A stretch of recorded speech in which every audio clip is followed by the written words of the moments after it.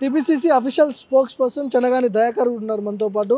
Already 30 రోజులు అవుతుంది government వచ్చి 2 లక్షల ఉద్యోగాలు ఇస్తామని చెప్పారు ఏడాదిలోపు. ఆ ప్రాసెస్ ఎంతవరకు వచ్చింది? ముఖ్యంగా నిరుద్యోగులతోనే ఈ కాంగ్రెస్ ప్రభుత్వం కొలువు తీరిందని మీరు కూడా ఒప్పుకున్నారు. ఎంతవరకు వచ్చింది ఆ ప్రాసెస్? ముందుగా ఈరోజు ప్రజలు కోరుకున్న ప్రజాపాలనకు నెల రోజుల పూర్తి చేసుకున్న సందర్భంగా ఈరోజు ఇప్పుడే గాంధీ భవన్లో ఒక నెల రోజుల పాలనను స్వాగతిస్తూ కూడా కేక్ కట్ చేయడం జరిగింది.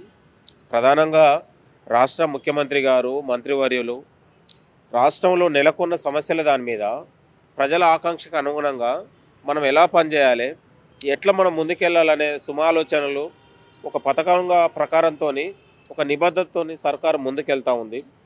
నిన్నగాక మొన్న జరిగినటువంటి 2 రోజుల ముఖ్యమంత్రి గారు మరియు సీనియర్ మంత్రివర్యులు ఉత్తమ్ కుమార్ రెడ్డి గారు ఇద్దరు కలిసి ఢిల్లీలో ఉన్నటువంటి యూపీఎస్సీ చైర్మన్ గారు కలిసి ఇక్కడ ఉన్నటువంటి తెలంగాణలో నెలకొన్నటువంటి సందిగ్ధత, ఒక సమస్యతో కూడినటువంటి టీఎస్పీఎస్సీ చైర్మన్ని కూడా ఒక పారదర్శకంగా సభ్యుల్ని కూడా నియమించి నిరుద్యోగులకు పారదర్శకంగా ఉద్యోగాలు ఇవ్వడానికి ఒక ప్రభుత్వం ఒక చిత్తశుద్ధితో ముందుకెళ్తా ఉంది. దాని సందర్భంగా ముఖ్యమంత్రి గారు ఆదేశం ఇచ్చారు. చైర్మన్ గారు సభ్యులను ఇమీడియట్లీ మీరు రాజీనామాలు చేయండి అంటే అక్కడ ఉన్నటువంటి ఒక రాష్ట్రపతి ఆర్డినెన్స్ ఉన్నటువంటి ఉత్తర్వుల జాబితాలో ఉన్నటువంటి కాబట్టి ఒక కాన్స్టిట్యూషన్ బాడీ కాబట్టి ఇక్కడ గవర్నర్ గారు కూడా సెంట్రల్ రాష్ట్రపతి దగ్గర పంపించడం జరిగింది. రాష్ట్రపతి నుంచి ఉత్తర్వులు రాగానే టీఎస్పీఎస్సీలో కొత్త కమిటీతోని కొత్త చైర్మన్తోని నూతన విద్యార్థులకు కూడా ఒక నూతన ఉత్తేజంలాగా రాష్ట్ర ప్రభుత్వం ముందుకెళ్ళి ఒక పారదర్శకతో కూడినటువంటి ఎక్కడ కూడా లీకేజీ ప్యాకేజీలు లేకుండా ఒక చిత్తశుద్ధితో ఒక పారదర్శకంగా ఒక మంచి ఉన్నటువంటి నిబద్ధత కలిగినటువంటి మేధావులతోని ఒక భర్తీ చేసి ఏకకాలంలో 2 లక్షల ఉద్యోగాలు ఇవ్వాలనేది ప్రభుత్వం ఒక అంకురార్పణతో ముందుకెళ్తా ఉంది. ఎన్నికలు వస్తున్నాయి, లోక్సభ ఎన్నికలు రాబోతున్నాయి. సో మీకు బీజేపీకి పోటీ ఉండబోతుందా, మీకు బీఆర్ఎస్కి పోటీ ఉండబోతుందా? ఎవరికి ఫైట్ ఉంటుంది లోక్సభ ఎన్నికల్లో? కాంగ్రెస్కు పోటీ ఎవరు కాదు. కాంగ్రెస్ ఈసారి అన్ని 17 స్థానాల్లో దాదాపు 15 స్థానాలు గెలవబోతూ ఉంది. ఎందుకంటే మొత్తం కూడా తెలంగాణలో ఒక కాంగ్రెస్ స్వీప్ చేసే పరిస్థితి కనబడతా ఉంది. ఎందుకంటే మొత్తం కూడా ఇలా మోదీని, ఇటు బీఆర్ఎస్ని, ఇటు ఎంఐఎంని నమ్మే పరిస్థితి లేదు. వీళ్ళందరూ కూడా తోడు దొంగల్లా ఒకటే, వీళ్ళ వాదం, వీళ్ళ ఎజెండా ఒకటే. కాబట్టి ఆ ఎజెండాను ప్రజలు మొన్న 2023లో జరిగినటువంటి డిసెంబర్ ఎన్నికల్లో బహిర్గతం చేశారు. రేపు పార్లమెంట్ ఎన్నికల్లో కూడా కాంగ్రెస్ పార్టీ విజయకాండం ముగిస్తూ ఉంది. 15 మంది గెలిచే అవకాశం బ్రహ్మాండంగా కనపడతా ఉంది. ఇప్పటికీ ఏ సర్వేలు చూసినా, ప్రజలు ఎక్కడ చూసినా కూడా ఇవాళ రాహుల్ గాంధీ జోడయాత్రతో లేకపోతే కాంగ్రెస్ పార్టీ విధానాలతో కానీ మొత్తం కూడా ప్రజలలో ఒక విపరీతమైనటువంటి ఆదరణ, ఒక క్రేజీ వచ్చింది. కాబట్టి ఈ క్రేజీని, కాంగ్రెస్ పార్టీని గాలిని తట్టుకునే పరిస్థితి ఎవరికి లేదు. ఏది ఏమైనా కూడా 15 స్థానాలు గెలిచే అవకాశాలు బ్రహ్మాండంగా కనపడతా ఉన్నాయి. ఒక మంచి ఉన్నటువంటి ఆదరణతో కూడా ఉన్నటువంటి ఒక నిబద్ధత కలిగినటువంటి అభ్యర్థులను కూడా పెట్టి కాంగ్రెస్ పార్టీ ముందుకెళ్తా ఉందని కూడా మేము నమ్ముతా ఉన్నాం. ఇప్పుడు గత ప్రభుత్వానికి ఈ ప్రభుత్వానికి ఏమైనా తేడా కనిపించిందా అని కొంతమంది రాజకీయ విశ్లేషకులను అడిగినప్పుడు కొంతమంది చెప్తున్నారు పాత సీసాలో కొత్త సారా అని ఆ డైలాగులు చెప్తున్నారు. వాళ్ళకేం చెప్తారు మీరు? మార్పులు చేర్పులు ఏం లేవంటున్నారు. గతంలో ఒక నియంత పాలనకు ఇవాళ ప్రజాపాలనకు పోటే కాదు. ఈ ప్రజాపాలన ఏంటంటే ప్రజలు కోరుకున్న పాలన. ఇవాళ గతంలో ప్రగతి భవన్ను ప్రజలు చూడలేదు. ఇవాళ ప్రగతి భవన్ అనేది ప్రజలే దాన్ని స్వాధీనం చేసుకున్నారు. ప్రజలు రావచ్చు పోవచ్చు లాగానే ఉంది. చేయి పెడితే చేతికి అందేలాగా ఇవాళ కాంగ్రెస్ పాలన ఉంది. ఇవాళ మీరు చూడండి, నెల రోజుల క్రమంలో ఎన్నో సంస్కరణలు వచ్చినాయి, ఎన్నో పారదర్శకమైనటువంటి పాలన కొనసాగుతూ ఉంది. మంత్రుల్ని కలుస్తూ ఉన్నారు ప్రజలు, ముఖ్యమంత్రిని కలుస్తూ ఉన్నారు. ఇవాళ బాల్క సుమన్ తెలంగాణ భవన్లో మాట్లాడుతూ దరిద్రపు పాలనను మాట్లాడుతున్నాడు. ఆ కంచె ఎప్పుడో కాంగ్రెస్ హయాంలో కంచేసి మీరే వేసుకున్నారు, మీరే తీసేసుకున్నారు. సో ఇదేమన్నా గొప్ప పని అన్నట్టు బాల్క సుమన్ మాట్లాడుతున్నాడు. ఏం చెప్తారు? వాడు ఒక బేవర్సు మాటలు మాట్లాడుతుంది కాబట్టి అక్కడ చెన్నూరులో తరిమితే ఈడబడ్డాడు. ఒక అత్యంత ఎమ్మెల్యేలో ఒక లుచ్చ ఎమ్మెల్యే గతంలో ఎవడంటే వాడి మీద లేని ఆరోపణలు లేవు. ఒక దరిద్రమైనటువంటి లంగల్ లఫంగి గాళ్ళని 420 గాళ్ళకు ఎమ్మెల్యే టికెట్లు ఇచ్చి గెలిపించినటువంటి సందర్భం వాళ్ళది. ఇవాళ మనం ఉన్నటువంటి ఒక గుడిసెల్లో ఉండేవాడిని ఇవాళ ఎమ్మెల్యే చేసింది. ఒక బువ్వకు లేని వాళ్ళని వాళ్ళ కాంగ్రెస్ ఎమ్మెల్యేని చేసింది. ఒక పేద మధ్యతరగతి పేద బిడ్డల్ని వాళ్ళ ఆస్తులు చూడలే, వాళ్ళ అంతస్తును చూడలే, వాళ్ళకున్నటువంటి నిబద్ధతను చూసి వాళ్ళ కాంగ్రెస్ పార్టీ టికెట్లు ఇచ్చింది. గతంలో బీఆర్ఎస్లో మీరు లిస్టు చూస్తే బ్రోకర్ల గారులకు, దళారులకు, రియల్ ఎస్టేట్ వ్యాపారులకు, లేకపోతే లఫంగి వాళ్ళకు వ్యభిచారులకు గతంలో ఇచ్చారు. ఇక్కడ అమరవీరుల త్యాగదనులకు ఉద్యమంలో పోరాడిన వాళ్ళకి ఇవాళ ఒక నిబద్ధత కలిగినటువంటి కాంగ్రెస్ పార్టీ ఇచ్చింది. అయితే వాళ్ళకు మనకు పోటీ కాదు. వాడు మాట్లాడే మాటలకి ఇవాళ మొన్న కూడా కేటీఆర్ మాట్లాడాడు. ఒక నా కాంగ్రెస్ పథకాలని మేనిఫెస్టో తీసుకొచ్చి 420 అన్నాడు. నిజంగా 420 కేటీఆర్ కాదనేది కేటీఆరే టెస్ట్ చేయించుకోవాలి, కాంగ్రెస్ కాదు. ఇవాళ ప్రజాపాలన పెడితే ప్రజలందరూ వేలాదిగా పోతున్నారు మా సమస్యలని. గతంలో ఎన్నడన్నా ఉన్నదా? ఇవాళ డ్రగ్స్ మీద ప్రభుత్వం ఒక ఉక్కు పదం మోపుతా ఉంది, ప్రజలు అర్చిస్తూ ఉన్నారు. ఇవాళ నిబద్ధత కలిగినటువంటి ఆఫీసర్లని భర్తీ చేశారు. 3 కమిషన్ సంబంధించిన IPS ఆఫీసర్లు వేసి ఎక్కడ కూడా వాళ్ళకు ఒక కఠినమైన చర్యలు తీసుకొని ఒక నిబద్ధత కలిగినటువంటి ప్రజలలో ఒక క్రేజీ ఉన్న అధికారులు వేసింది.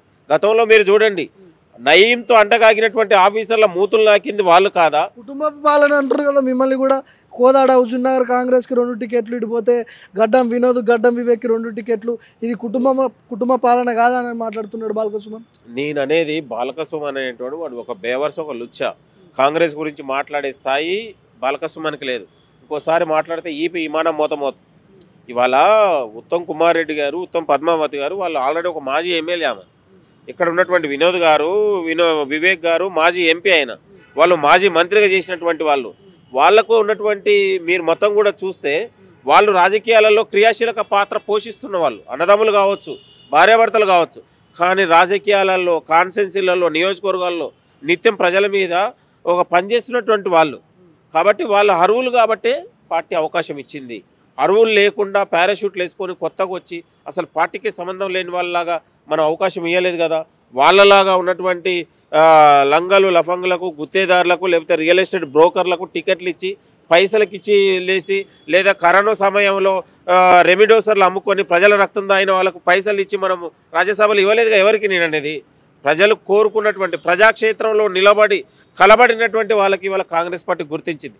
వాళ్ళలాగా బ్రోకర్లకు, దళారులకు 100 కోట్ల రూపాయలు డబ్బులు తీసుకొని గ్రానైట్ వ్యాపారులకు, లేకపోతే రెమిడేసర్లు అమ్ముకున్నవాడికి, లేకపోతే భూములు అమ్ముకున్నవాడికి, భూములు కబ్జా చేసినటువంటి వాళ్ళకు వాళ్ళే ఇచ్చారు, మనం కాదు కదా నేను అనేది.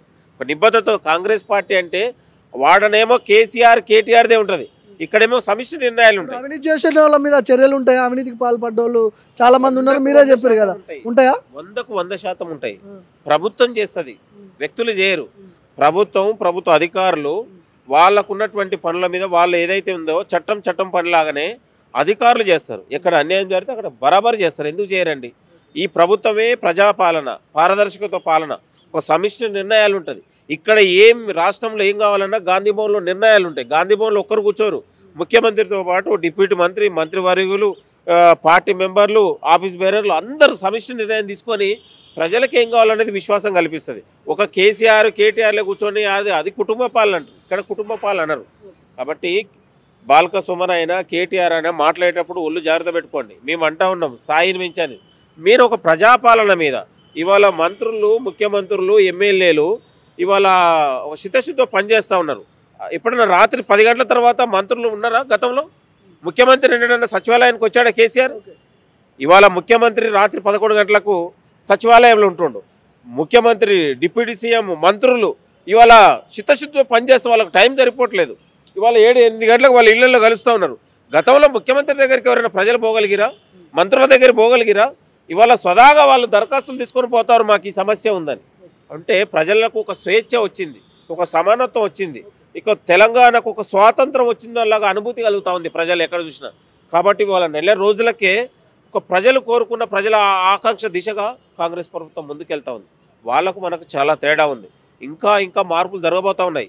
ఇంకా కాంగ్రెస్ పార్టీ 20 ఏళ్ళు ఇక్కడ పాలన ఉండబోతూ ఉంది. 6 గ్యారంటీల పథకాలు అమలవుతే తెలంగాణ దిశని మారిపోతూ ఉంది. తెలంగాణకే ఈ యొక్క కొలమానంలాగా తెలంగాణ దిశని, తెలంగాణ ఈ పథకాలు దేశానికి ఒక ఆదర్శంలాగా నిలవబోతూ ఉన్నాయి. కాబట్టి ఇవాళ అర్హులైన వారికి అవకాశాలు ఇస్తూ ఉంది.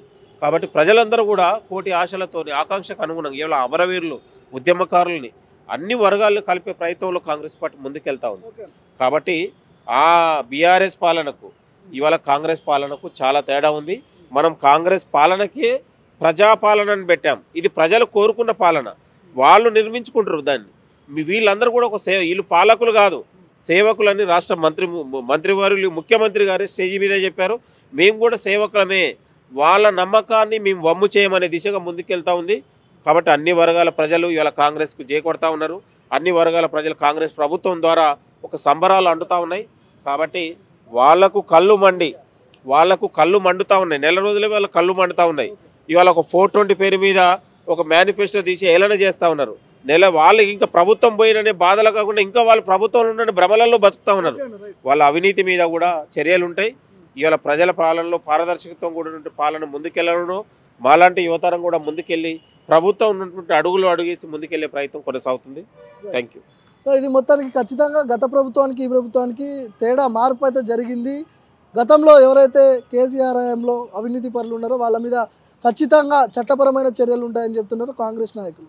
చూద్దాం ఎలాంటి చర్యలు ఉంటాయి, మరి నిజంగా దర్యాప్తు జరుగుతుందా లేదా అనే అంశాల గురించి వేచి చూడాల్సింది. కెమెరా పర్సన్ తేజతో భార్గవ్, బైక్ టీవీ.